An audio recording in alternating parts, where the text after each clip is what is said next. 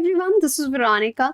आज हम बात करने वाले हैं कि क्या इंडिया को ज़रूरत है या ये सही समय है कि हमको एक जॉइंट स्पेस एक्सरसाइज करनी चाहिए। एक बहुत ही प्यारा आर्टिकल यहाँ पे एडिटोरियल आया था विनायक दालमिया एंड वृंदा कपूर के द्वारा। उसको हम यहाँ पे पढ़ने की और एनालाइज करने की कोशिश करेंगे।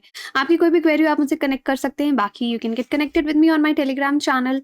यहाँ पे आपको PDF अपडेट्स और भी बहुत सारा ज्ञान मिलेगा। DT analysis is important which I am been doing on my special classes. So वहाँ पे आप चेक कर लीजिए। So this was the article I am talking about time for a joint space exercise. So let's see what the authors are trying to tell here.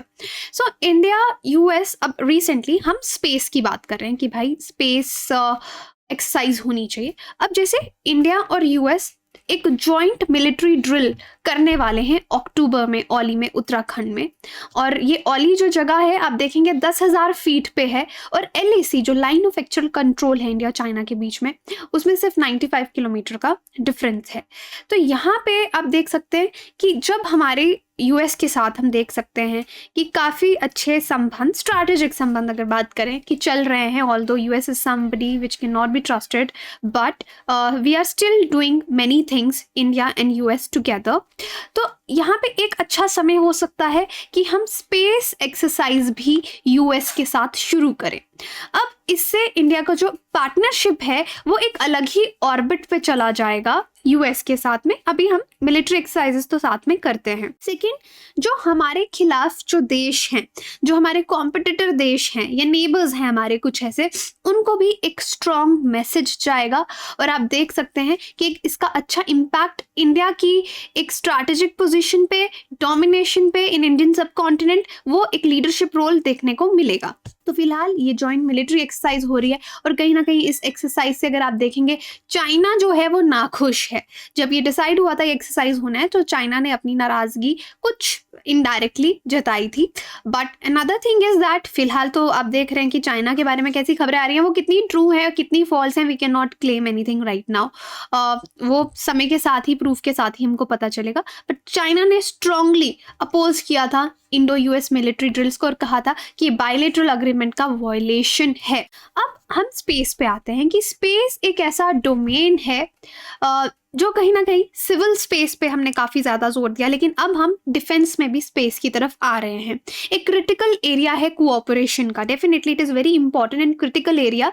अब देखिए recent defence technology and trade initiative meeting जो है India US के बीच में हुई है और पहली बार हिस्ट्री में दोनों देश जो हैं जॉइंटली इस स्पेस को इकट्ठे देख रहे हैं और कॉमन जो हमारी एडवर्सरी है उसको डिस्कस करने की कोशिश कर रहे हैं। जो हमारे कंपटीशन है या जो देश हमारे एजेंडाज के कॉमन, इंडिया US के कॉमन एजेंडाज के खिलाफ हैं, उनके खिलाफ उनको एक नज़रिए से देख रहे हैं।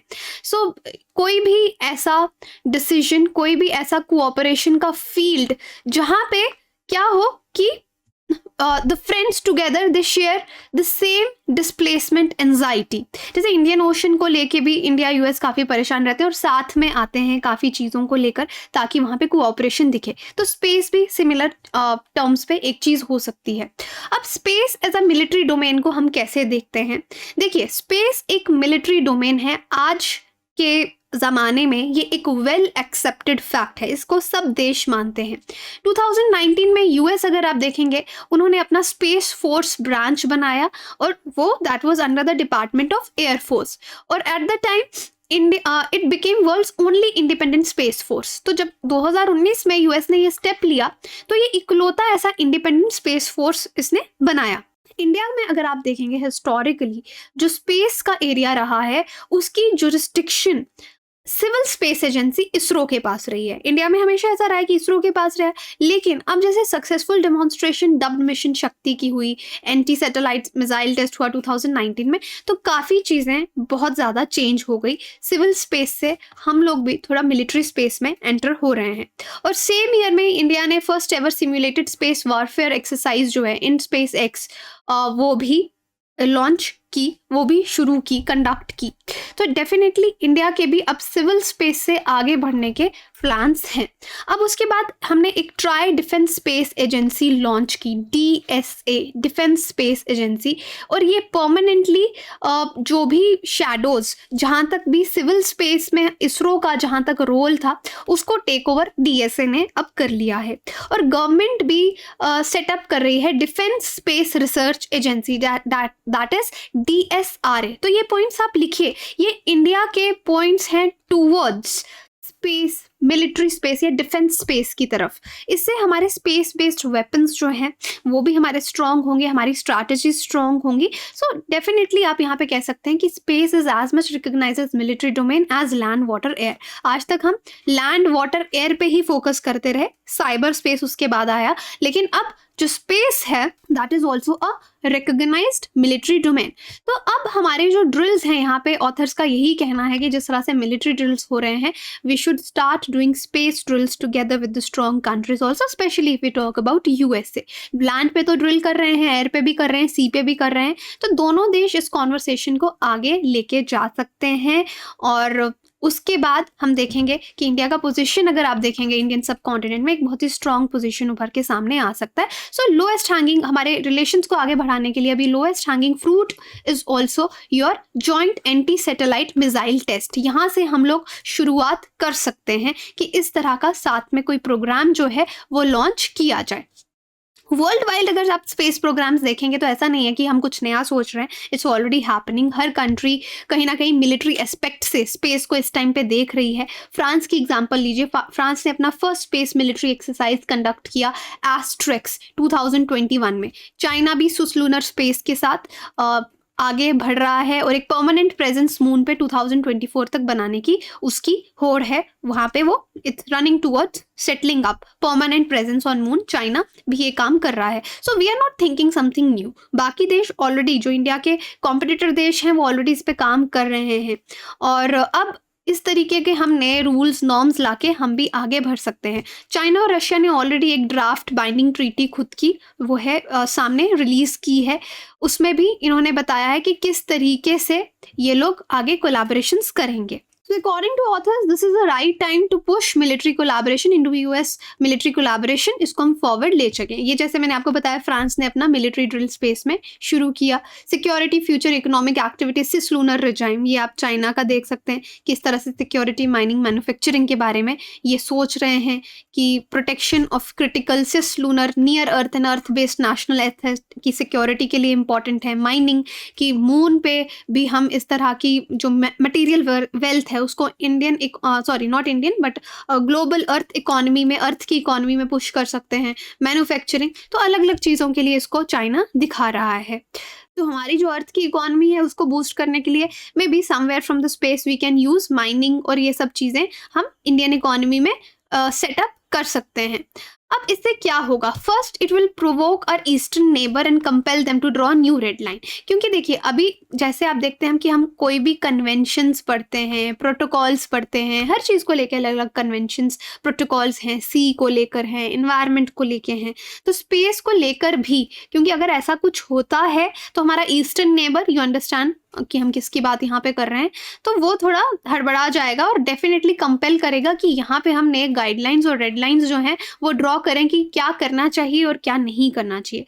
सेकंड, यहाँ पे हमारा जो ईस्टर्न नेबर है डेफिनेटली हमारे वेस्टर्न नेबर के साथ में मिलकर कुछ करना चाहेगा, और इसकी वजह से जो कोर कमांडर डायलॉग है लद्दाख में वो भी डीरेल हो सकता है। तो हम कॉन्स की बात कर रहे हैं क्योंकि ऑब्वियसली चाइना को एक थ्रेट यहाँ पे लगेगी अगर ऐसा कुछ होता है। और दूसरी बात, यहाँ से खतरे की बात जो हमको कॉशियस रहना चाहिए कि यूएस पे कितना ट्रस्ट करना है, कितना हम उसके साथ आगे जा सकते हैं। और fifth, it will fast track militarisation for space. तो फिर हर देश इसको आगे लेने की कोशिश करेगा क्योंकि जब एक बार 2 देश मिलके इस तरह का कोई ड्रिल करते हैं, तो मतलब आप हर देश को उसमें इन्वॉल्व कर रहे हैं कि आप भी अपने देश को इसमें स्ट्रॉन्ग बनाइए। तो अभी तक स्पेस मिलिट्री इनिशिएटिव्स इंडिया ने क्या-क्या लिए हैं? In space x first space warfare exercise mission शक्ति, ये एंटी सैटेलाइट मिसाइल टेस्ट था, tri service defence space agency DSA और डीएसआर जो हमारी रिसर्च एजेंसी डिफेंस स्पेस के लिए बनेगी वो। तो ये इनिशिएटिव्स इंडिया ऑलरेडी ले चुका है। That means yes we are working on space military. Advantages हैं, हमारी पार्टनरशिप एक नेक्स्ट लेवल पे हो जाएगी, इंडिया का डिफेंस पार्टनरशिप एक अलग लेवल पे चला जाएगा, स्ट्रॉन्ग मैसेज जाएगा हमारे दुश्मनों को। और रिपल इफेक्ट्स आपको क्वाड पे भी दिखेंगे। Quad will get wider also, क्योंकि क्वाड एक इनफॉर्मल तौर पे यूजुअली चलता रहता है, तो उसके लिए भी आगे स्टेप अप करने के लिए हमको रास्ता दिखेगा।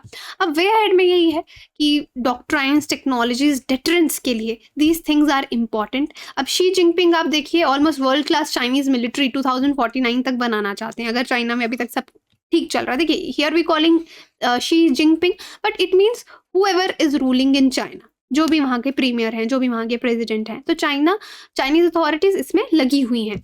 और इंडिया को भी स्पेस पावर बनना है। And if Indo US partnership is to become alliance of alliances, then imaginative steps will be needed. तो अगर इस तरह का अलायंस होता है तो हमको ऑलरेडी किस तरह से आगे बढ़ना है ये सब डिसाइड करके रखना है। So it is now the time for India US military collaboration कि हम उसको ओल्ड बोल्ड करें और नेक्स्ट लेवल पर लेके जाएं।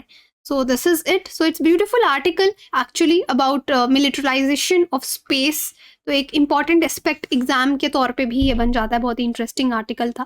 आई होप आपके इस पे क्या व्यूज़ आप मुझे बता सकते हैं। बाकी अनअकैडमी के साथ अपनी प्रिपरेशन आप आसान कर सकते हैं। You get many educators here, जिस मर्जी से आप पढ़ना चाहें पढ़िए। बेस्ट एडुकेटर्स आपको यहाँ पढ़ा रहे हैं और बैचेस हमारे शुरू हो चुके हैं।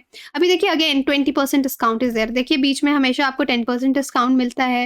ये हमारा सितंबर एक्सटेंशन ऑफर आया, अब फिर से 20% है 26 से 30, तो ज़्यादा देर तक नहीं है। You can use my code वीरो यूपीएससी। अगर आप मेरा कोड यूज़ करते हैं, let me know on Telegram, आपको मेरा पर्सनल गाइडेंस रहेगा। अब लेटेस्ट बैच देखिए हमारा 22 को शुरू हुआ, उसके बाद 29 को शुरू हो रहा है ये बैच। आप एनरोल कर सकते हैं। मॉक्स नहीं देंगे तब तक आपकी तैयारी सही नहीं होगी, तो मेंस टेस्ट सीरीज़ में एनरोल कीजिए। आइकॉनिक में आपको मेंटोर भी मिलेगा और ईएमआई अगर आप लेते हैं तो इट्स इंटरेस्ट फ्री। ऑप्शनल्स भी हैं हमारे साथ, उनकी तैयारी भी आप हमारे साथ कर सकते हैं। और डाउट दरबार 29 तक तो चल ही रहा है। सो get your self enrol. Thank you so much. This is my Telegram channel, यहाँ पे आप कनेक्ट कर सकते हैं।